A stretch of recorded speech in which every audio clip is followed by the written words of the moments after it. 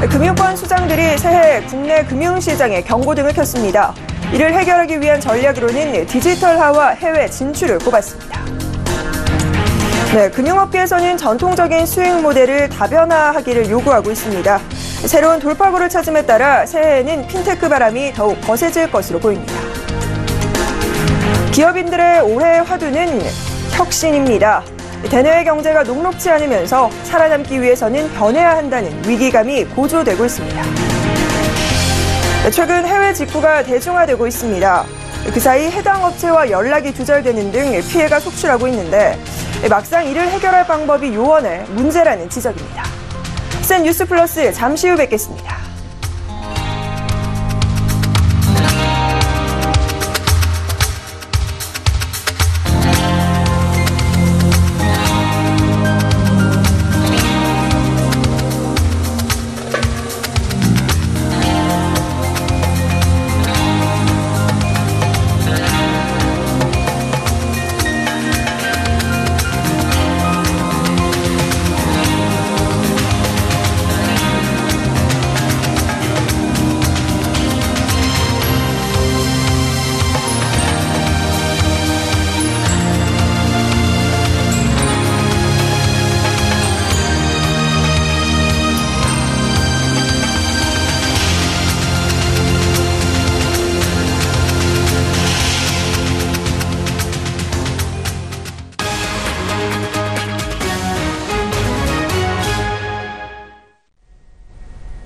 시청자 여러분 안녕하십니까? 센 뉴스 플러스 김혜영입니다.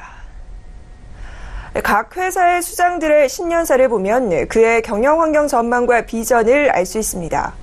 기해년을 맞아 금융권 수장들이 일제히 신년사를 내놨는데요. 하나같이 힘겨운 한 해를 예상하며 디지털화 등 금융 환경의 변화와 해외 진출에 적극 나서지 않으면 생존하지 못할 것이라는 입을 모았습니다. 정훈규 기자입니다. 금융권 수장들이 올해 신년사를 통해 위기와 긴장감을 강조했습니다.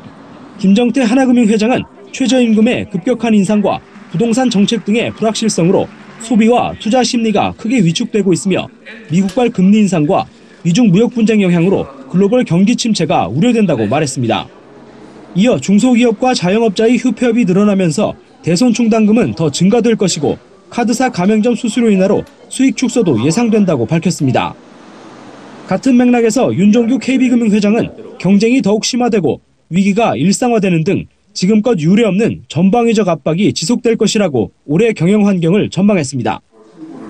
김광수 농협금융 회장도 유례없이 혹독한 한 해가 될 것이라며 생각하고 변별해 실행해야 한다는 뜻의 사자성어, 사변독행을 강조했습니다. 신중에 신중을 기해 사업을 추진해야 한다는 의미입니다. 금융권 수장들은 이 같은 위기의식을 기반으로 수년간 미래라고 외쳐온 디지털이 이제는 당장 해야 할 과제가 됐다고 강조했습니다. 윤종규 회장은 디지털은 변화를 뛰어넘어 점점 더 거대한 위협으로 다가오고 있다고 말했고, 김정태 회장은 핀테크가 금융업에서 차지하는 비중이 미미해 아직 멀었다고 생각한다면 우리도 코닥이나 노키아와 같은 몰락의 운명을 따를 수밖에 없을 것이라며 직원들에게 빠른 대응을 주문했습니다. 매년 신년사 단골 메뉴인 해외 진출도 올해는 본격적인 시작이나 해야 할 때 등 당장의 시급함이 강조됐습니다.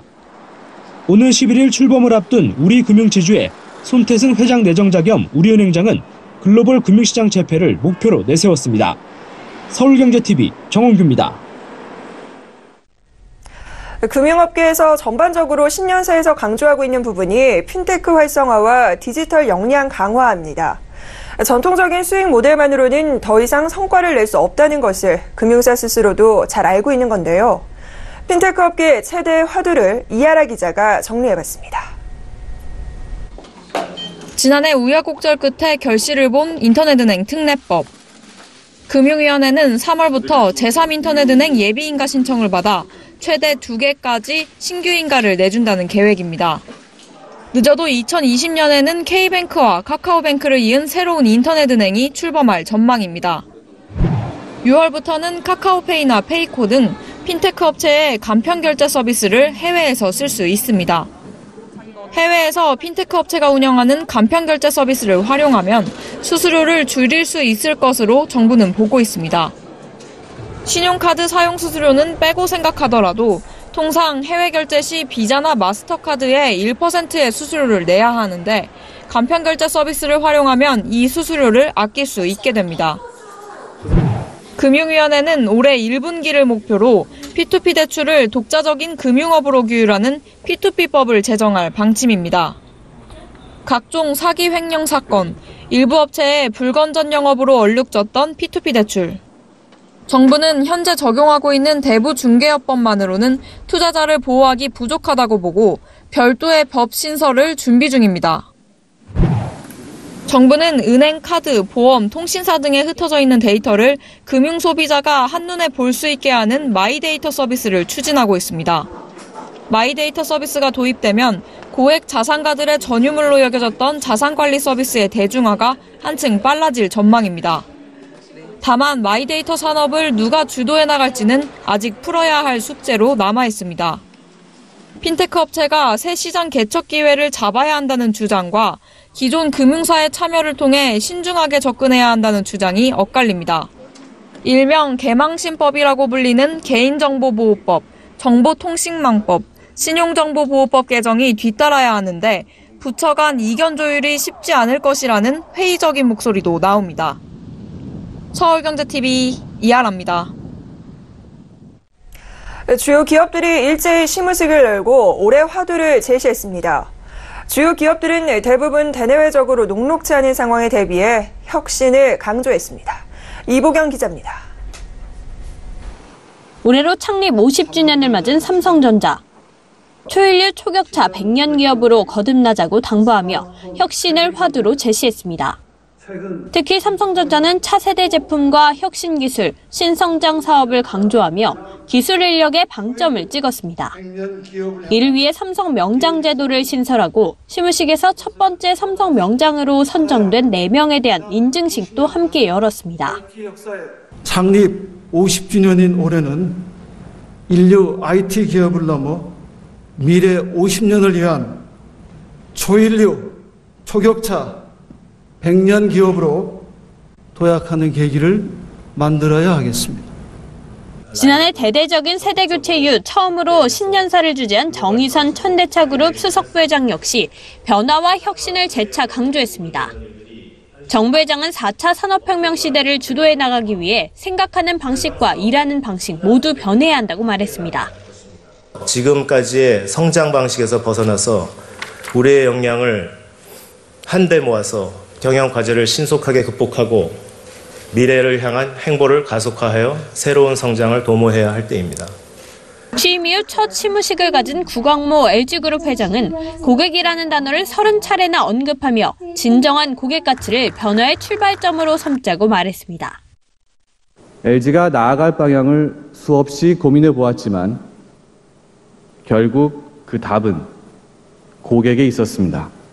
SK는 일하는 방식부터 변해야 한다는 뜻을 강조하며 신년의 방식도 CEO 대담으로 바꿨습니다. 최태원 회장은 어려운 경제 환경 속에서도 더 큰 행복을 만들어 사회와 함께하자며 행복을 키워드로 제시했습니다. 경기 침체와 미중 무역 전쟁 등 대내외 악재가 산적해 있는 상황인 만큼 올해 시무식에는 생존을 위해 미래 먹거리를 준비해야 한다는 위기의식이 가득했습니다. 서울경제TV 이보경입니다. 최근 온라인 쇼핑이 유통업계 매출을 견인하며 그 영향력이 확대되고 있습니다. 특히 11월은 광군제와 블랙 프라이데이 등 온라인 쇼핑 축제의 달로 자리 잡으며 해외 직구도 점점 대중화되고 있는데요. 하지만 배송이 무기한 지연되거나 해외 판매자와 연락이 닿지 않는 등 피해 역시 속출하고 있습니다. 문제는 해결 방법도 요원하다는 겁니다. 고현정 기자입니다. 지난해 9월 유명 외국계 유모차를 온라인 구매한 A씨. 곧 태어날 아기를 기다리며 상품을 고르고 해외 계좌로 송금까지 마쳤지만 4개월이 지난 오늘까지도 받지 못하고 있습니다. 망원경을 해외 사이트에서 직접 구매한 B씨 역시 상품 배송이 무기한 지연됐고 그 과정에서 판매자와 배송 대행업체 간 책임 전가가 반복돼 불편을 겪었습니다. 해외 직구 피해 발생 시 전자상거래법이나 소비자 분쟁 해결 기준 등 국내법 적용에 한계가 있고 피해 구제 전담 기관이 따로 없어 소비자들은 속수무책입니다. 만약에 우리나라 업체가 전혀 없고 해외 사이트에 들어가서 소비자가 여기 직접 거래를 했어요. 근데 그 업체가 그 해외 업체가 연락도 안 돼요. 그럼 솔직히 뭐 의사도 만약 자기 암을 못 고치는 것처럼 우리나라 소비자원이나 우리나라 법원에서도 못 고쳐요, 그거를.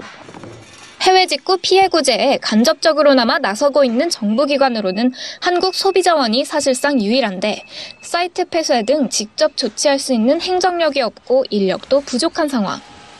한국소비자원은 현재로서는 한계가 분명한 만큼 소비자가 판매업체 정보와 환불 규정 등을 구매 전에 꼼꼼히 확인해 직접 예방하는 것이 최선이라며 한국소비자원이 운영하는 국제거래 소비자 포털에서 해외 직구 이용자 가이드라인과 피해 예방 정보 등을 얻을 수 있다고 덧붙였습니다. 피해에 대한 사후 구제가 어려운 분야인 만큼 정부의 선제적인 조치가 필요해 보입니다. 서울경제TV 고현정입니다. 미중 무역 분쟁과 글로벌 경기 둔화 등 이에 따른 영향으로 올해 증시도 어려울 것이라는 전망이 많습니다. 코스피 지수가 2000선 아래로 떨어질 수 있다는 의견이 나오면서 투자자들의 불안감도 커지고 있는데요. 전문가들은 증시 부진은 불가피하지만 통신이나 게임, 배터리 업종의 일부 종목은 주가가 상승할 가능성이 있다고 조언합니다. 김성훈 기자가 보도합니다. 금융정보업체 FN가이드에 따르면 국내 증권업계가 추정한 올해 코스피 지수의 연평균 전망치는 2278로 지난해 평균인 2324.37보다 약 2% 낮았습니다. 미중 무역 갈등과 미국 연방준비제도의 금리 인상 속도, 글로벌 경기 둔화 등 대외적 불안 요인이 우리 증시의 변동성을 키울 것으로 분석됩니다. 일각에서는 코스피 2000선이 또 무너질 수 있다는 의견도 나옵니다. 신영증권은 미국, 일본 등 주요국 증시의 경우 10월 저점보다 더 떨어진 상태라며 세계 금융시장 분위기를 고려하면 1분기에 2000선이 무너질 가능성이 크다고 우려했습니다.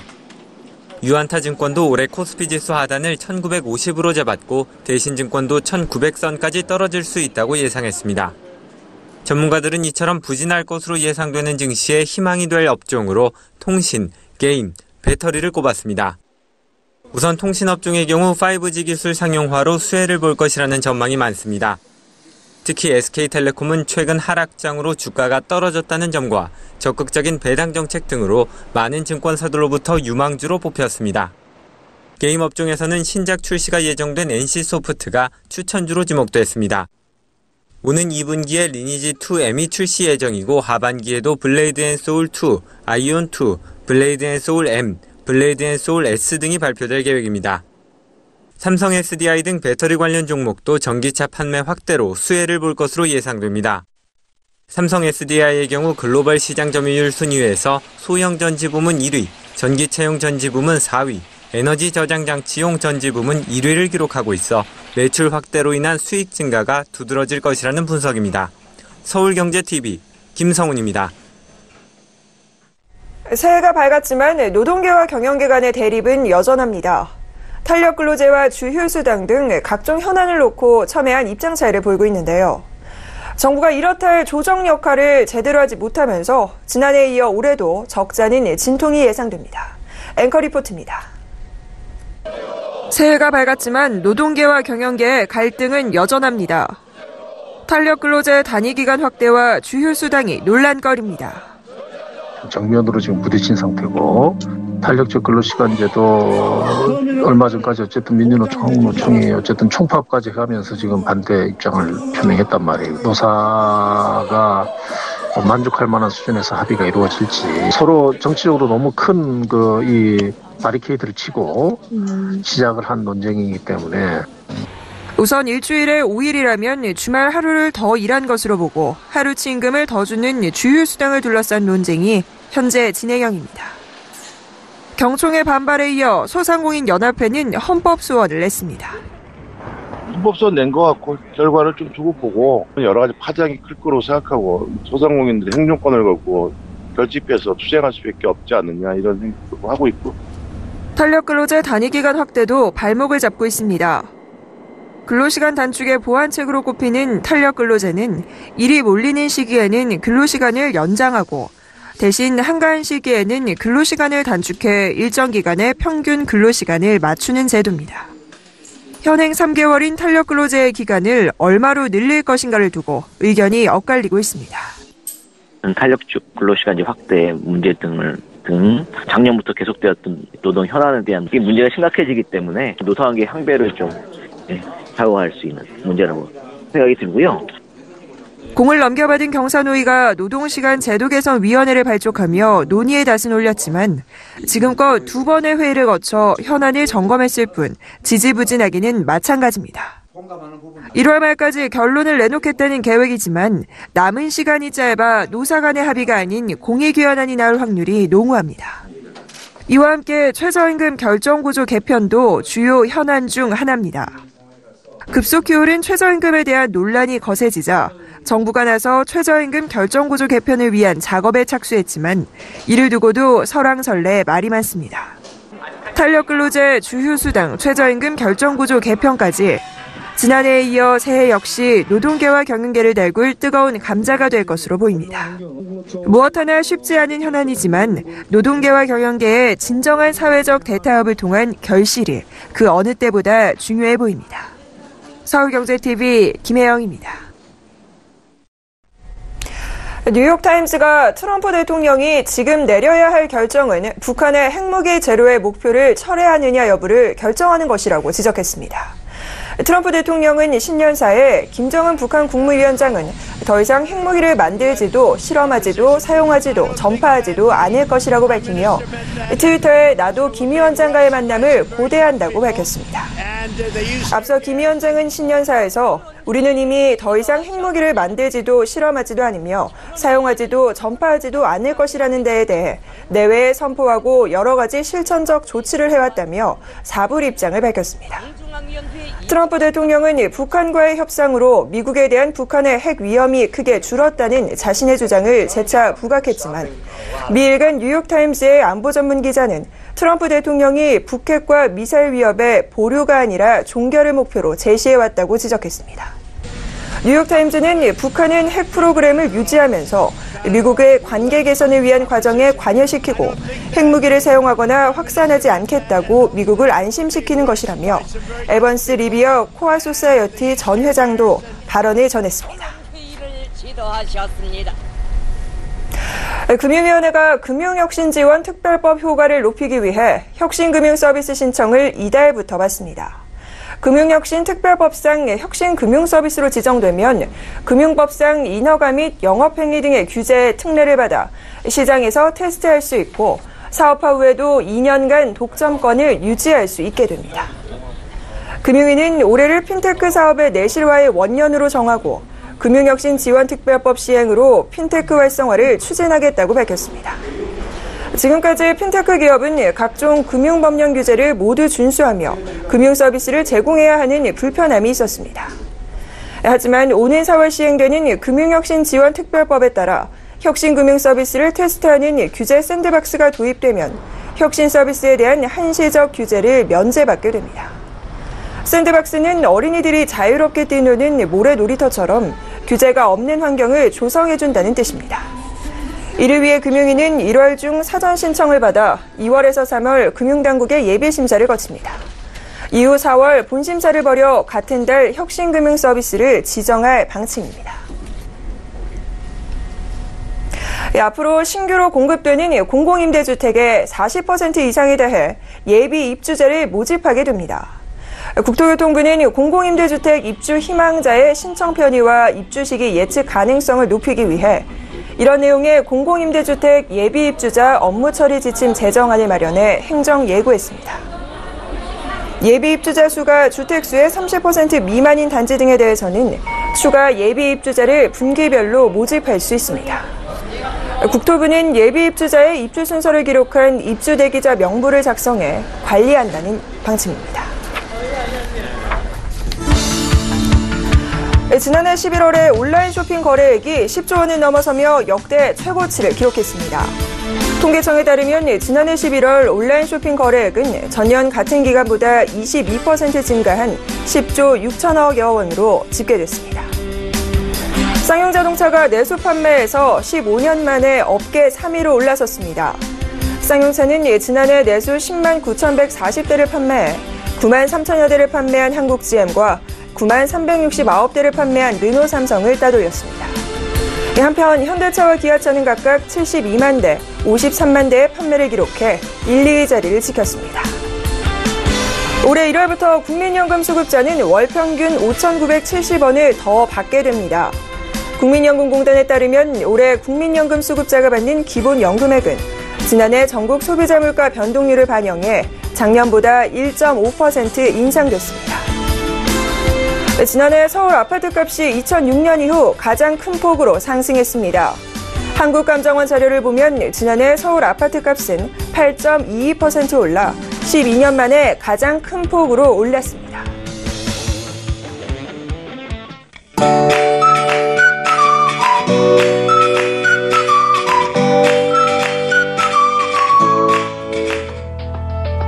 안녕하세요. K웨더 라이프스타일 예보 오주호입니다.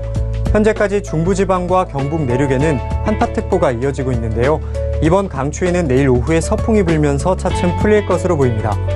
내일 서울의 아침 기온 영하 7도로 시작해 한낮에는 3도에 머무는 등 오늘보다는 기온이 오르겠습니다. 그래도 평년보다는 기온이 낮아 추우니까요. 외출 시에 옷차림 따뜻하게 하셔야겠습니다. 한편 오늘도 전국의 대기는 건조합니다. 충남 서해안, 일부 전라도와 제주도를 제외한 전국 대부분 지역에 건조특보가 발효된 상태인데요. 산불 등 각종 화재 예방에 유의하시기 바랍니다.